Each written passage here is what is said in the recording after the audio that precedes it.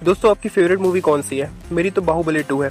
दोस्तों आप सबने सुना होगा कि इस मूवी ने इतने करोड़ कमाए, इस मूवी ने उतने करोड़ कमाए। कोई मूवी हिट थी तो कोई ब्लॉकबस्टर, कोई मूवी एवरेज थी तो कोई मूवी हो गई फ्लॉप। किसी मूवी ने 100 करोड़ कमाए तो कोई मूवी अपना बजट भी रिकवर नहीं कर पाई।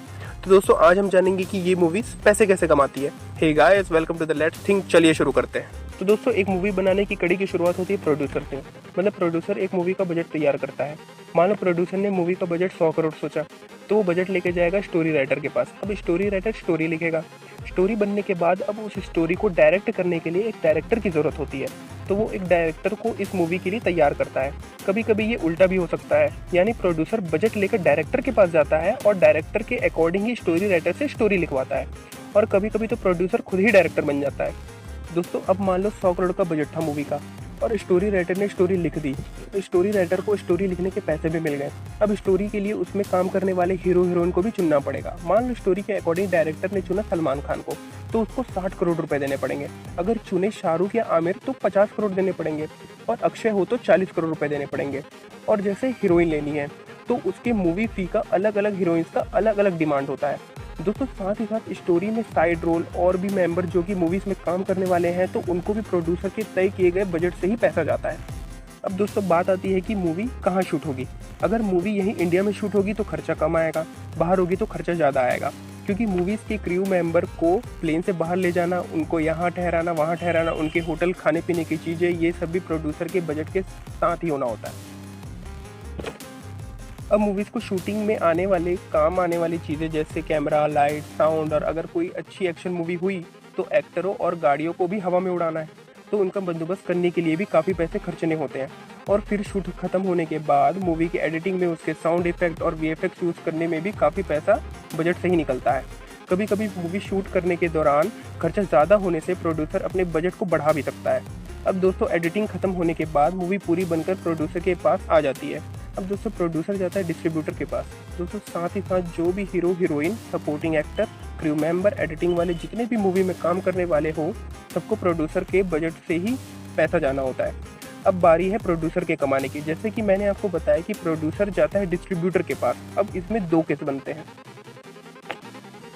अगर प्रोड्यूसर नया है या उसको कम एक्सपीरियंस है, या फिर वो प्रोड्यूसर के ऊपर है कि वो मूवी सीधे डिस्ट्रीब्यूटर को बेच दे। यानी कि मूवी का बजट अगर कम है, जैसे कि 20 करोड़ रुपए, तो प्रोड्यूसर इसको 40 करोड़ रुपए में डिस्ट्रीब्यूटर को बेच सकता है। तो प्रोड्यूसर यहीं से ही पैसा कमा लेता है। दोस्तों फिर आती है बारी कि प्रोड्यूसर खुद ही डिस्ट्रीब्यूटर बन जाए। दोस्तों आपको एक और बात बता दूं कि आजकल एक्टर का खुद का प्रोडक्शन हाउस है। जैसे सलमान खान फिल्म, मतलब इसका प्रोड्यूसर सलमान खान खुद होगा। जैसा आमिर खान का भी खुद का प्रोडक्शन हाउस है, प्रोड्यूसर इसका भी आमिर खान खुद होगा। मतलब इन्होंने अपने बजट का एक्टर को देने वाला पैसा बचा लिया, यानी कि 50-60 करोड़ रुपए तो मूवी बजट में और जोड़ लो। दोस्तों वापस आते हैं डिस्ट्रीब्यूटर पर। अब डिस्ट्रीब्यूटर खुद प्रोड्यूसर भी हो तो भी उसको वही काम करना पड़ेगा। अब बारी आती है मूवी रिलीज़ की। लेकिन दोस्तों आपने देखा होगा मूवी के रिलीज़ होने के पहले ही आपको इस मूवी के ट्रेलर, गाने, डायलॉग्स, बड़े बड़े पोस्टर रिलीज़ के पहले ही देखने को मिल जाते हैं। दोस्तों आपको बता दूं कि डिस्ट्रीब्यूटर को भी मूवी से पैसे कमाने के लिए थोड़े पैसे शुरुआत में खर्चने होते हैं। जैसे देश भर में मूवी के पोस्टर लगाना, इसमें डिस्ट्रीब्यूटर को 8-10 करोड़ रुपए तो अपने जेब से घटाने पड़ते हैं। अब इतना करने के बाद बारी आती है कॉपीराइट्स की। मतलब आप जब ट्रेलर देखते हैं मूवी का किसी चैनल में, तो चैनल इस ट्रेलर को टेलीकास्ट करने के लिए उस मूवी ट्रेलर का कॉपीराइट खरीदती है डिस्ट्रीब्यूटर से। डिस्ट्रीब्यूटर को यहाँ कुछ पैसे मिल गए। साथ ही साथ आपने हंगामा, गाना.com और सावन जैसे एप्लीकेशन कभी तो यूज़ किए होंगे। दोस्तों ये गाने के एप्लीकेशन भी गाने का कॉपीराइट डिस्ट्रीब्यूटर से खरीदते हैं। दोस्तों यहाँ तक कि टेलीकॉम कंपनी जैसे जियो, एयरटेल और आइडिया जैसे को भी गाने के कॉपीराइट खरीदने होते हैं, क्योंकि इनको भी कॉलर ट्यून वाला फीचर भी अपने कस्टमर को देना होता है। दोस्तों साथ ही साथ ये यूट्यूब से भी पैसे कमाते हैं। जैसे कि वीडियो के बीच में कभी आपने मूवी के ट्रेलर या उनके गाने देखे होंगे। आजकल तो जितने जल्दी हमें टीवी से पता नहीं चलता कोई मूवी आ रही है, उससे जल्दी हमें यूट्यूब से पता चल जाता है। दोस्तों टी सीरीज चैनल भी यूट्यूब का अपना आपने सुना ही होगा, ये भी उस मूवी के ट्रेलर या गानों का कॉपीराइट खरीदती है। अब टीवी चैनल भी इस टीआरपी के दौर में कैसे पीछे रहे। मूवी वाले टीवी चैनल भी मूवी को अपने चैनल में दिखाने का कॉपीराइट डिस्ट्रीब्यूटर से खरीदते हैं। वर्ल्ड टेलीविजन प्रीमियर देखिए टीवी पर पहली बार दंगल आमिर खान की, तो इसका मतलब टीवी चैनल ने कॉपीराइट खरीदा डिस्ट्रीब्यूटर से। तो अब डिस्ट्रीब्यूटर कोई एक सिंगल आदमी नहीं होता, ये एक ऑर्गेनाइजेशन होता है जिसका एक कंप्लीट टीम होता है। दोस्तों टी सीरीज, यशराज फिल्म, धर्मा प्रोडक्शन और फॉक्स स्टार, ये सारे ही डिस्ट्रीब्यूटर्स में आते हैं। दोस्तों डिस्ट्रीब्यूटर फिल्म के ट्रेलर और गानों के कॉपीराइट से ही मूवी का बजट से ज़्यादा पैसा कमा चुके होते हैं। और दोस्तों बात अगर किसी अच्छे और बड़े एक्टर्स की फिल्म की आती है तो फिल्म के गाने और ट्रेलर को डिमांड भी बहुत ज़्यादा होता है। तो इस वजह से ये कॉपीराइट खरीदने वाले ऊँचे दामों में कॉपीराइट डिस्ट्रीब्यूटर से खरीद लेते हैं। इन सबको मिलाकर ये आसानी से बजट के सारे पैसे रिकवर कर लेते हैं और कुछ तो ज़्यादा प्रॉफिट में भी पैसे कमाते हैं। अब दोस्तों बारी आती है मूवी की थिएटर में रिलीज होने की। तो दोस्तों इन डिस्ट्रीब्यूटर के भी सब डिस्ट्रीब्यूटर होते हैं जो पूरे देश भर में फैले होते हैं। डिस्ट्रीब्यूटर्स मूवी इन सब डिस्ट्रीब्यूटर को बांट देते हैं जिनका अपने अपने एरिया के थिएटर्स के साथ टाई अप होता है, या फिर डिस्ट्रीब्यूटर सीधे ही मूवी डिस्ट्रीब्यूटर को बेच देते हैं और यहीं से अपना प्रॉफिट का दी एंड कर लेते हैं। अब मूवी रिलीज होने वाली है। फ्राइडे को ये मूवी बहुत ही सही टाइम होता है मूवी रिलीज करने का, क्योंकि आगे वीकेंड होता है, छुट्टी का दिन, मूवीज अच्छी चलेंगी। अब सब डिस्ट्रीब्यूटर और थिएटर यहाँ टिकट के पैसे से कमाते हैं, यानी कि टिकट के पैसे जितने भी बनेंगे ये इन दोनों में बढ़ता है। ये रेशो 30-70 का हो सकता है, यानी कि फ्राइडे को 30% टिकट के पैसे थिएटर वाले को, 70% सब डिस्ट्रीब्यूटर को। अगले दिन यही 40-60 हो जाता है, यानी कि 40% थिएटर को और 60% सब डिस्ट्रीब्यूटर को मिलते हैं। कुछ दिन बाद ये 50-50 हो जाता है और 1-2 दिन के बाद सब डिस्ट्रीब्यूटर की हिस्सेदारी खत्म हो जाती है। अब वो थिएटर वाले के ऊपर है कि इसको वो मूवी अपने स्क्रीन में चलाकर कितने पैसे कमाती है। अब इसमें भी थिएटर का स्क्रीन के हिसाब से प्राइस होता है।